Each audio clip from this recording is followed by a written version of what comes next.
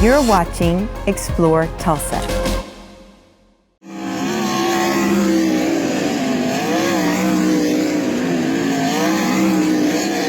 I had leased the little racetrack out at Port City to run micros and odysseys and go-karts, and I raced that, if you could imagine, on a Thursday night. And I was still racing at the Speedway at the time, and I had a lot of my fans come out just to watch the races because, like I say, I was still racing. And I remember I had a group of about 10 or 12 of them that had stopped at the Quick Trip, got them a drink, and the guy that owned the racetrack was going to make them throw that drink away before he'd let them come in the front gates. And so they just turned around and left, and I thought, you know what? So that little soft drink made me build a racetrack.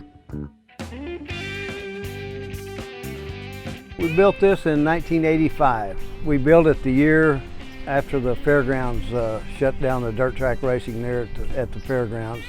We built this one, and then Tulsa Speedway built out north. So, been here since. Well, me being smart like I am, I had that little track racing little cars and making decent money. I thought, well, I'll just build a bigger track where I can run sprint cars and bigger cars and make a lot of money, and I done that, and I don't think I made any money after that. But we really made the racetrack bigger 2 different times to where it's at right now. It's a quarter mile, and if anybody's been around dirt track racing, the smaller the track, the more action is out there, and that's what makes this Chili Bowl and shootout. It's just a small racetrack, and there's just something going on all the time. So around here, with the fairgrounds gone, the fairgrounds track is gone at Oklahoma City. Dewey used to have a racetrack, it's gone. And there's just so many racetracks that went by the wayside, so we're really the only local track around, and it's most of the guys that race out here are local. You know, we run little mini stocks and affordable classes, and then we got the Champ Sprints, the 2-barrel sprint cars, and there are some quality cars. There's some guys running in that could be out on our national tour if they just had the time to do it.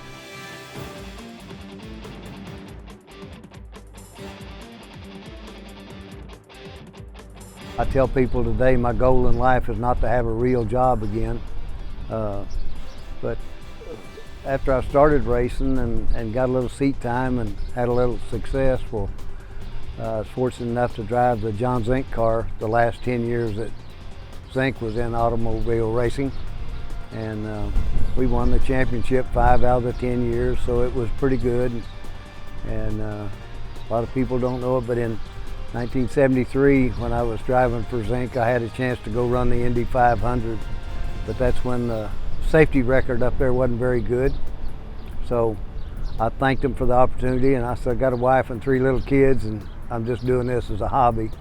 And so as it started out as a hobby, now then I've been in racing since '63. I mean, either raced or had racetracks or Chili Bowl or shootout, or we've just been involved in racing since then.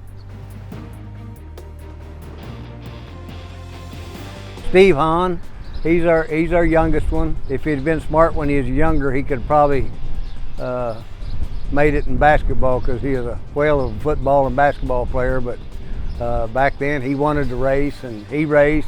His older brother raced, and now then his kid races a little bit, and the older son's racing, his kid races. So being around the grandson racing, and that's our race car that he's driving.